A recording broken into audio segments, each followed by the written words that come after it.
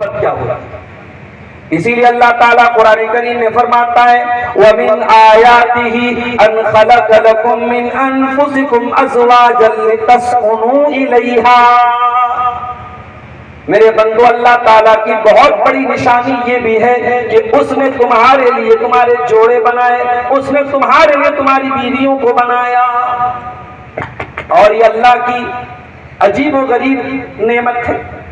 اس نے تمہارے جوڑے تمہارے جنس میں سے بنائے، اس نے مرد کی ہم جنس بنایا، عورت کو عورت کا ہم جنس بنایا، انسانوں میں سے ایک دوسرے کا جوڑا بنایا۔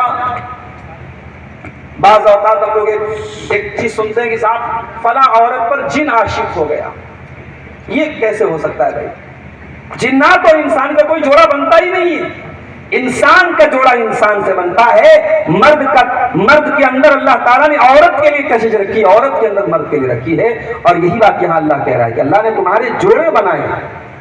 وَجَعَلَ بَيْنَكُمْ مَوَدَّةً وَرَحْمَةً، اور جب تم نکاح کر لیتے ہو، کسی عورت کو بیوی بنا کر کے گھر میں لے آتے ہو، اللہ تعالیٰ اس میاں بیوی کے رشتے کے بیچ میں محبت پیدا کر دیتا ہے، رحمت پیدا کر دیتا ہے۔ اہل علم نے لکھا ہے کہ محبت کا تعلق جوانی سے ہے اور رحمت کا تعلق بڑھاپے سے۔ 60 سال کا بوڑھا ہے، 60 سال کی بوڑھی ہے، دونوں بوڑھے ہو چکے ہیں، اب کوئی اٹریکشن باقی نہیں ہے، شریر کے اندر کوئی طاقت باقی نہیں ہے، اب نہ عورت خوبصورت ہے نہ مرد جوان ہے، اب ظاہر ہے وہ جوانی کی محبت تو نہیں ہے، وہ اٹریکشن تو نہیں ہے، وہ ریلیشن شپ تو نہیں ہے، لیکن پھر بھی وہ 60 سال کا 70 سال کا بوڑھا اپنی بوڑھی کے بغیر نہیں رہتا، اپنی بڑھیا کے بغیر نہیں رہتا۔ یہ کون سی محبت ہے؟ قرآن کہتا ہے وَجَعَلَ بَيْنَكُمْ مَوَدَّةً وَرَحْمَةً، ہم نے اس رشتے میں محبت بھی پیدا کر دی، رحمت بھی پیدا کر دی، بڑھاپے تک یہ محبت چلتی ہے۔ یہ محبت جو نکاح کے ذریعے وجود میں آتی ہے یہ مرد دم تک چلتی ہے۔ یہ محبت آج کے دور کی محبت، آج محبت ہے، آج بریک اپ ہو گیا، آج محبت ہوئی کل بریک اپ ہو گیا، پھر پرسوں پیچ اپ ہو گیا۔ ارے یہ محبت ہے کہ فاسٹ فوڈ ہے بھائی، یہ آج ہمارا فاسٹ فوڈ کا دور ہے کہ کھاؤ لکھو اور دیکھو، یوز اینڈ تھرو۔ آج محبت بھی یوز اینڈ تھرو بن گئی ہے۔ معاف کرنا میرے پیارے ساتھیوں، نکاح والی جو محبت ہے، جو حلال محبت ہے، جس محبت کو شریعت نے محبت کہا ہے، وہ یوز اینڈ تھرو والی محبت نہیں ہے، وہ آخری دم تک ساتھ نبھانے والی محبت ہے۔ شادی نبیوں کی سنت ہے میرے ساتھ۔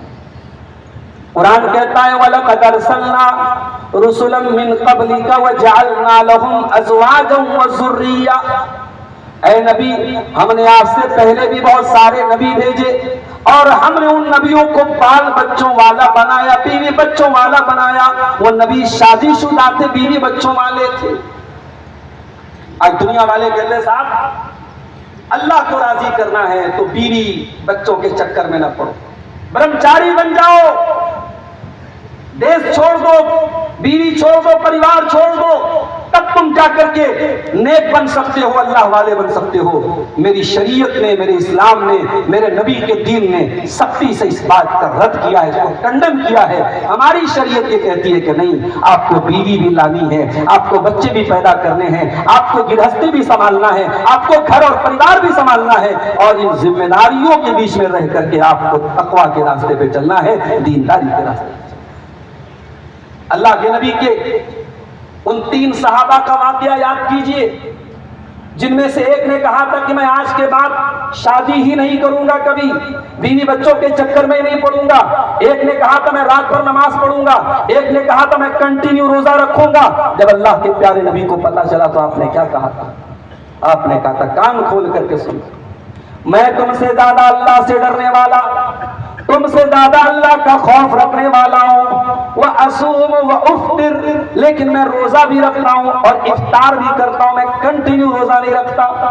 وَأُصَلِّي وَأَرْقُدُ، میں رات میں نماز بھی پڑھتا ہوں اور آرام بھی کرتا ہوں۔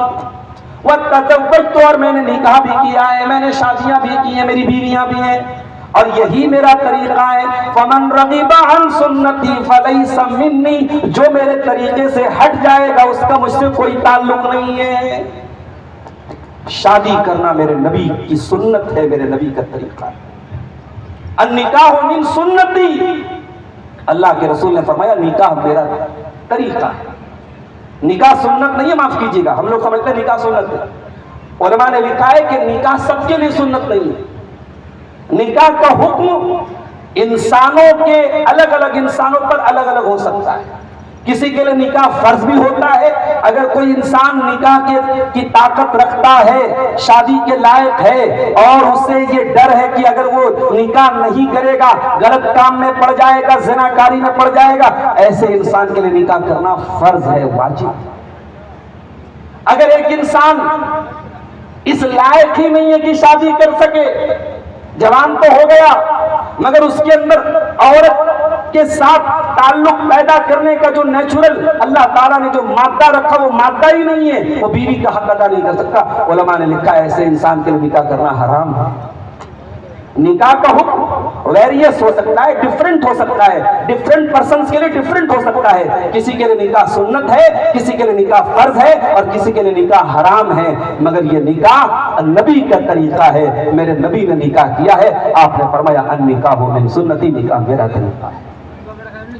میرے بھائیوں، اسلام میں شادی کے لیے، نکاح کے لیے 5 کنڈیشنز ہونا ضروری ہے. اس کو یاد رکھیے.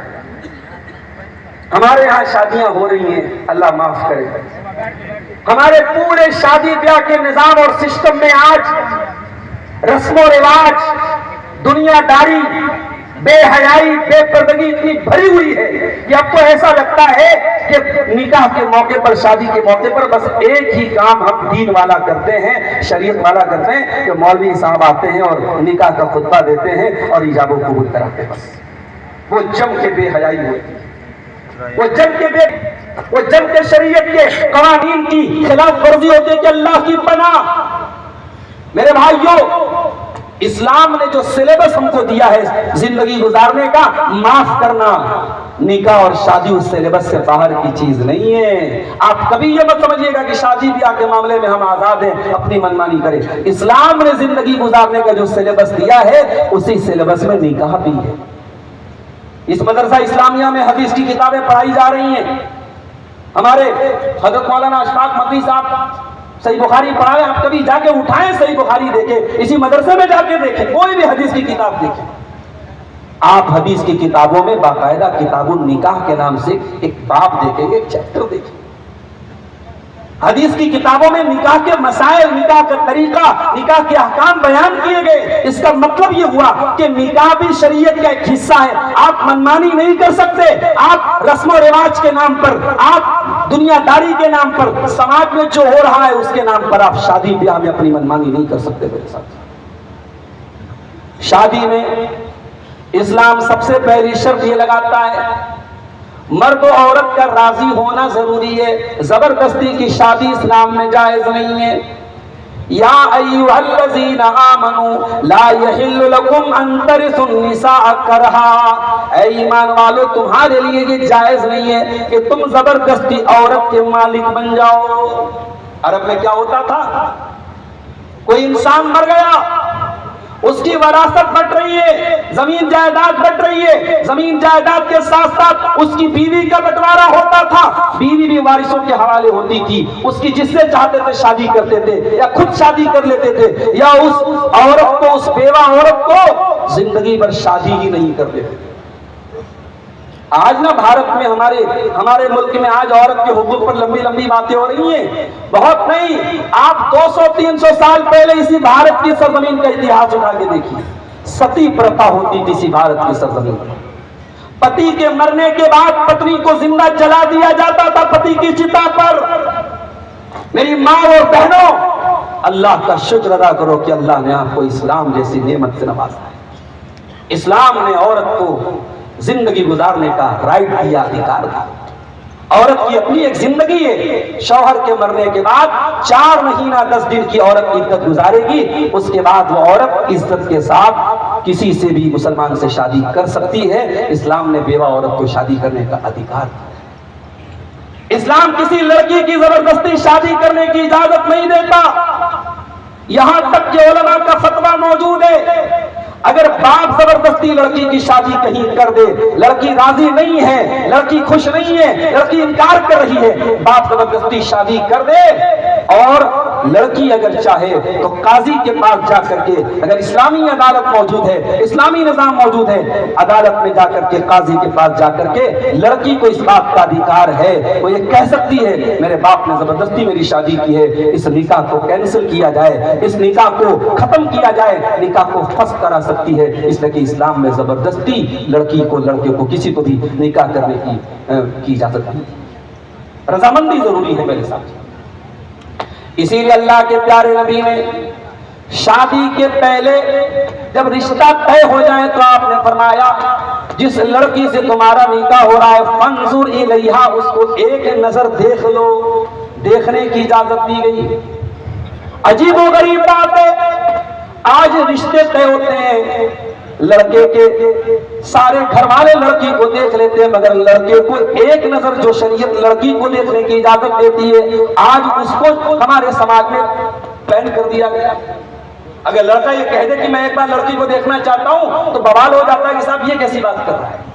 شریعت نے اجازت دی ہے کہ ایک نظر اپنی ہونے والی بیوی کو دیکھ لے تاکہ بعد میں یہ شکوہ نہ رہے کہ میں نے نہیں دیکھا۔ اور آج کل تو ماشاءاللہ اے آئی کا دور ہے، فلٹر کا دور ہے، گورا کب کالا بن جائے، کالا کب گورا بن جائے، جوان کب جو ہے بوڑھا بن جائے، آج کل موبائل سے، کیمرے سے کچھ بھی ہو سکتا ہے، تو فوٹو کا کوئی بھروسہ نہیں ہے۔ ڈائریکٹ ایک انسان اپنی ہونے والی بیوی جب رشتہ طے ہو جائے، بات پکی ہو جائے تو ایک نظر اس کو دیکھنے کی اجازت دی ہے۔ یہ اسلام کا اصول بتا رہا ہوں۔ لڑکی کا راضی ہونا بھی ضروری ہے۔ لا تنکح الایّم حتی تستأمر ولا تنکح البکر حتی تستأذن۔ نبی نے فرمایا عورت چاہے کنواری ہو، عورت چاہے بیوہ ہو، عورت چاہے مطلقہ ہو، اس کی مرضی کے بغیر، اس کی اجازت کے بغیر نکاح نہیں کیا جا سکتا۔ صحابہ نے کہا اللہ کے نبی کنواری لڑکی سے کیسے کوئی اجازت؟ نبی کے دور کی کنواری لڑکیاں اتنی شرمیلی ہوتی تھی کہ صحابہ کو پوچھنا پڑا اے اللہ کے نبی کنواری لڑکی سے کیسے اجازت لی جائے گی، وہ تو بولتی نہیں ہے، وہ تو شرماتی ہے۔ آپ نے فرمایا اذنھا سماعتھا، کنواری لڑکی خاموش رہ جائے، چپ چاپ رہ جائے تو سمجھ جاؤ کہ وہ راضی ہے، اس کی خاموشی کو رضامندی مان لیا جائے۔